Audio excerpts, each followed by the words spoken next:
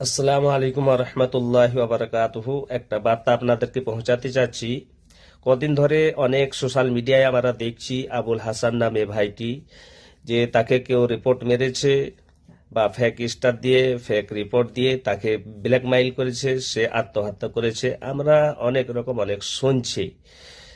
তো আমি তো তাকে ভালো করে চিনি না। আমার বাড়ি ঝাড়খণ্ডে, তিনি মুর্শিদাবাদে বা পশ্চিম বাংলাতে কোনো এক জায়গায়। যাই হোক, তো ভাই, আমরা যারা ফেসবুকে ক্রিয়েটার, আমরা যারা ফেসবুকে কাজ করি, যিনি যে চলে গেছেন তার জন্য উম, অন্যভাবে যে জিনিসটা জানি না, অন্যায়ভাবে আমরা সেই জিনিসটাকে না রটানাই ভালো, না রটানার দরকার।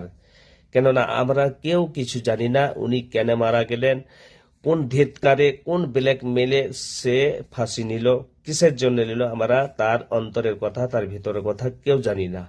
একটা রিপোর্ট মারার জন্য মানুষ কখনো নিজে নিজে জীবন দিতে পারে না।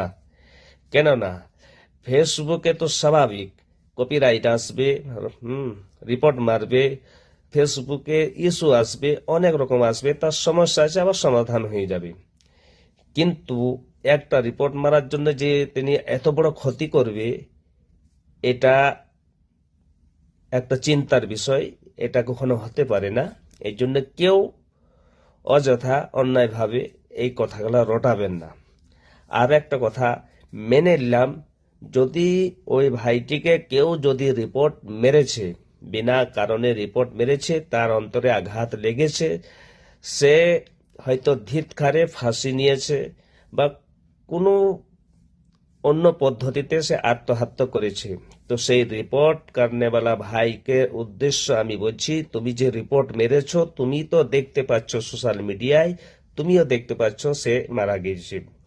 কিন্তু তুমি দায়ী হলে, তুমি সেই বাচ্চাকে এতিম করলে, স্ত্রীকে বিধবা করলে, একজন মায়ের কোল থেকে একজন সন্তানকে তুমি ছিনে নিলে। তুমি মনে রাখো, তোমাকেও কেউ ব্ল্যাকমেল করবে, তোমাকেও কেউ রিপোর্ট মারবে, তুমিও কিন্তু এই আবুল হাসান ভাইয়ের মতো তুমি একদিন আত্মহত্যা করে দুনিয়া ছাড়বে।